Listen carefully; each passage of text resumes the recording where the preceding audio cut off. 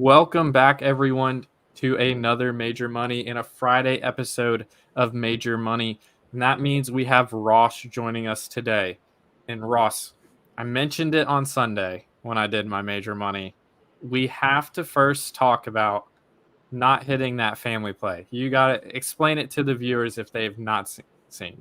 Listen, Travis Hunter he did everything right besides just half a yard. We lost by half a yard. During the whole week, his projections was 99 and a half receiving yards, and he ended with 100. I took the projections at 100.5. It got bumped up 1 yard, so we lost by half a yard on our family play. The first one would have been the first one to win on Major Money, but there's always today. I'm really excited about our family play today.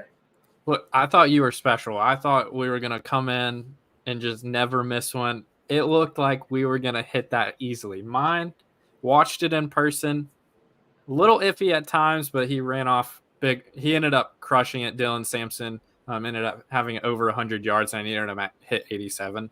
But watching in person, they were absolutely murdering Kent State, and so they took him out of the game. They put him back in and let him get 2 more runs, and he got like 20 yards. So that hit rather more stressful than what the stat sheet shows if you just looked after. And that's kind of the fun of sometimes watching your bets hit. Is like you can wake up and see, but watching it sometimes gives you that excitement of, oh my gosh, are they actually going to take them out here?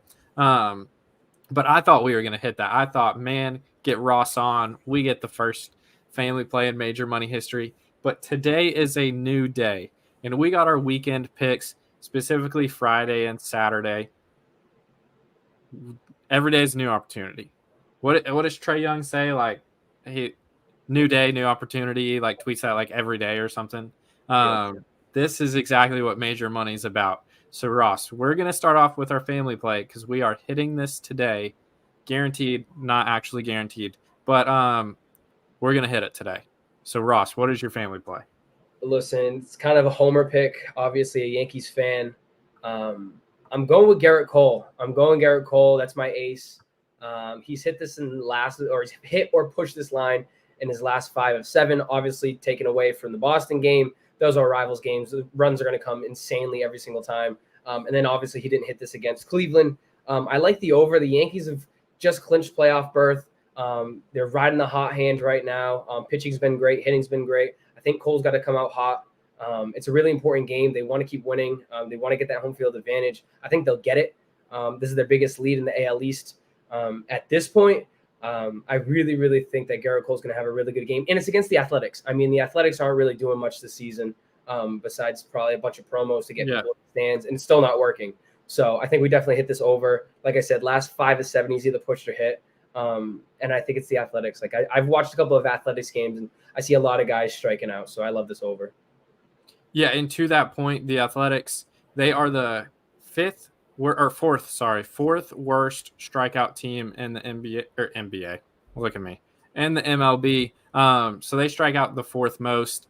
What do you think? It switched it on here and it made me think, what would you think about 7.5? Would you still take that, or do you like that 7 there? I mean, yeah, if you want to do the safe play, I mean, obviously if you hit 7, you push, you get your money back depending on what you put in your your lineup.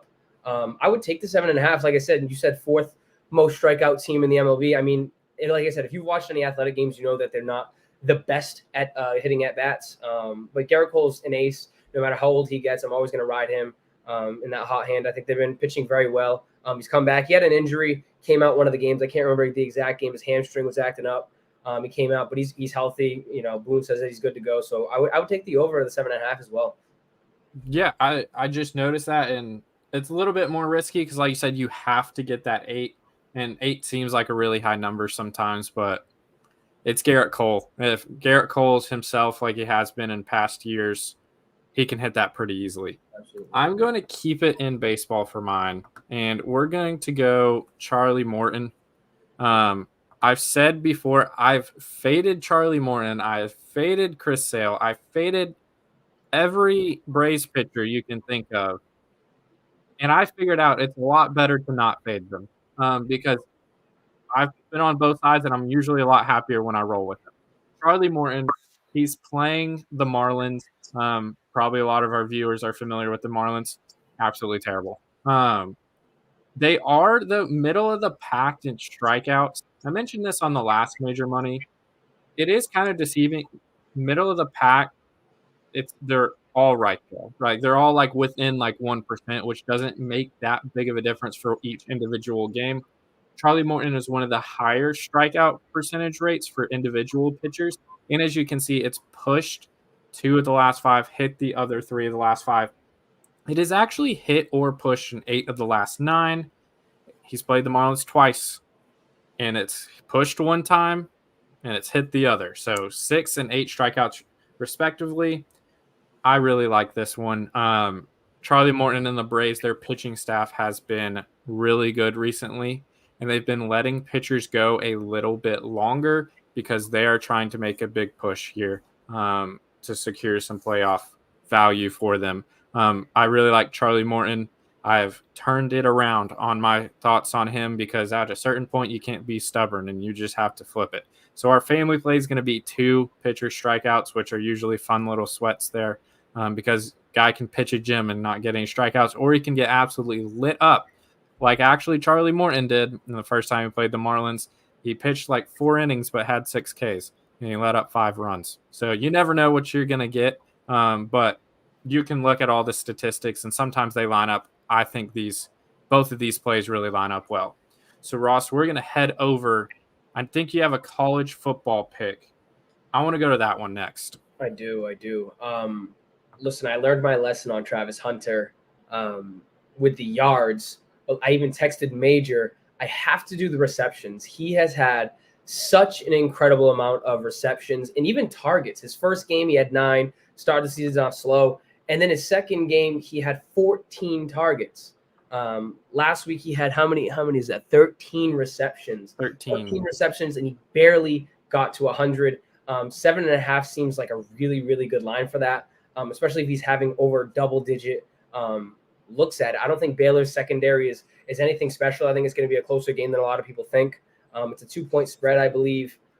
Travis Hunter, him and Shadur Sanders just have that connection, man. They are really, really locked in. Probably the best quarterback wide receiver connection. A lot of people talking about them and being the top 5 picks in the NFL draft this upcoming year. They're going to continue to show that they have it. They're really, really locked in. The only time he didn't hit this season was when he had 7. So he was just right there. I think that's a great line. I hate that a lot of people have this pick, but I like the over. I hate when it's a very popular pick, just like last week, the Travis Hunter yards, but I'm going with the receptions. He gets enough targets. I think this is a definite lock. Yeah, and when you have a name as big as Travis Hunter, he's always going to be up near the top. I do like this pick as well. He's just explosive. They force feed on the ball.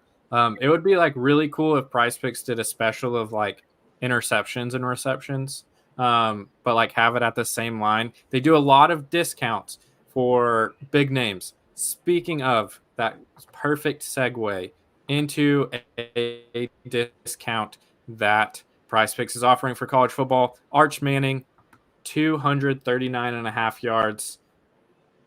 This is an interesting one because you don't really know exactly what you're getting with Arch Manning. Incredibly talented, never really played a bunch. So that's why they're doing it discount. You can see his last name is Manning. If you are somehow not familiar and you're living under a rock, he is a part of the Manning legacy. And I would take it because I think Texas is going to make it real easy on him, give him some good throws. They're not playing a good team. So I think he'll be able to take it. He almost hit that against, I forgot who they were playing, UTSA, sorry. And he didn't even play the whole game. I think he's going to get this pretty easily. So I'd look into that. Matt Ross, what is your other pick? My other pick is a fun one. It also has to do with today. Again, if you've been living under a rock, you don't know Dylan Raiola. Dylan Raiola and Patrick Mahomes are very familiar with each other. They pretty much look the same. They have the same mannerisms. So I went over the Prize Pick specials. Dylan Raiola, Patrick Mahomes, over 3.5 passing touchdowns combined. So if Dylan Raiola gets 3, Mahomes just needs 1 passing touchdown. Raiola plays tonight. They play a really tough matchup against Illinois. Illinois is very good. I think they only allow like 150 passing yards this season, but they haven't played anybody super, super talented. Mahomes goes against the Atlanta Falcons, who we know locked up their secondary this offseason with Jesse Bates, a couple of those guys. But I love the over of this. I mean, I feel like every game Patrick Mahomes has one or two passing touchdowns that could go anywhere. Dylan Raiola, same thing. Dylan Raiola, I believe he hit the over of his 1.5 the first game. The second game, I believe, only had one. But I like the over, and it's fun. There's two guys. If one guy has a dud, let's say that Raiola goes out and he has a dud, he has one touchdown. You need 3 for Patrick Mahomes. It's fun to kind of sweat out a little bit of a bet like that. I like the little specials they have. We were talking about doing maybe the passing yards, but if I had to choose one, I'm going passing touchdowns for both these boys. Yeah, these specials where they combine two, like they even do it like completely different sports. And like I even saw one that was like Counter-Strike kills and WNBA fantasy score. I was like, how did they even come up with that? But they're really interesting and fun to play with. Like when the hockey playoffs were going on, the NHL playoffs, they had like home runs and goals and they would combine two people. It was just a lot of fun. You never know when it's going to hit or not. Some of them are more predictable than others, like the passing yards and passing touchdowns. NHL goals and home runs is a little bit more sweaty because you never know anytime that person's up to bat or anytime they're on the ice, they could get a goal right then and there. So that was a lot of fun. So do be looking out for those specials. They're Prize Pick specials. They're the only place you're going to find them. I'll move on to one of my next picks. It is just about to start. So I'm getting a buzzer beater in right here, and it is the most popular play. We've talked about this. And it is sometimes when you're looking through it, it is easy to pick some of the most popular ones. There's a reason it's popular, right? Mitch Keller over 5.5 strikeouts here. On my notes, I've written down hit 4 of the last 5, hit 2 of 2 against the Reds this year, 6 and 7 Ks respectively. So good trend against them. The Reds have the 6th worst K rate in the MLB. So another team that strikes out a lot. Good history against that same exact team. Mitch Keller is like 36th, 35th in the MLB in strikeout percentage and strikeouts total. Sounds a lot worse than it is, to be honest. So pretty solid. He typically goes around 6 innings. So he basically needs a K an inning. He averages just under that at like 0.94. But then you're now pitching against a team that strike out a lot. So you have good history right there. Did my computer just completely kill that? Crazy. It's the best running joke that Prize Picks tries to ruin my show. I do a good enough job by myself doing that. So here we go. 5.5. Mitch averages 5.48 Ks a game as well. So, basically just do what you've been doing. We're going to hit it. The last one, we are going to go to Old Faithful. If any of y'all know, I live in Tennessee and I just moved out of Tennessee, live right next to Tennessee. Work in Tennessee all the time, have Tennessee season tickets. We're going to go to Old Faithful, Dylan Sampson. Look, I know he's playing by far the best defense he had. PFF supposedly ranks Oklahoma's run defense, as the second best in the nation. I don't know about that. Dylan Sampson might be top 5, one of the best running backs in college football. He is absolutely tearing it up this year. Like I said, Old Faithful. I did this for the family play last week. I mixed it up a little bit and didn't do it for the family play. In the 4 starts he's had, basically in his whole career, he's went 133, 124, 132, and 101. They run so much. And like I tried to tell y'all this last time, they run way more than people think they do when they think of Tennessee in recent years. And he is by far their lead back. They have very good, solid backup running backs, but he is the lead back. Also, I was reading some stats. Oklahoma has one of the worst offensive lines in the country by several metrics. If you know anything about Tennessee's defensive line, they have probably the best defensive line in the nation. And they've absolutely been murdering people. Yes, it's been lesser opponents, but even NC State was ranked 24, and they thought that was going to be a close game. Just by that alone, we know they run a lot. The defense might just be absolutely stifling if those statistics do, in fact, play out. So there might be even more runs to kind of chew the clock, and it's probably not going to be a 50-point game. So it could, even in a 20-point game, you're playing a team as talented as Oklahoma, you're still going to be running it a lot.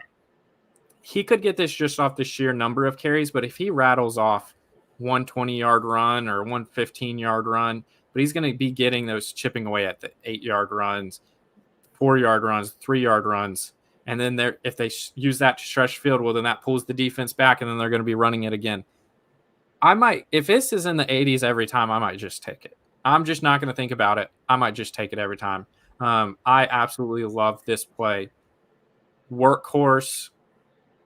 I even strongly considered using his Goblin for touchdowns. You can see 4 touchdowns, 2 touchdowns, 3 touchdowns in all games this year. He would have hit this Goblin. Strongly considered doing it, but I'm going back for the sake of the show, going back to Old Faithful and 85.5 rushing yards. So, lastly, we need to talk about NFL. Mention it every time. Caleb Williams free square. Still this one, 2 more days to get it, as well as next week's free square, doing one every single week of September. So we've already got 2 that we've been able to get easy cashes on. We have 2 more, including this one. So please use that. Don't forget about the Arch Manning discount. And when you sign up, use code 5, F5VE, play $5, get $50 instantly. Use that on the Caleb Williams free square. Use it with Arch Manning's discount. Get some insane value pairing those together. So with that, as always, let's have some fun tonight. Let's steal some money from Prize Picks. Thank you all for watching.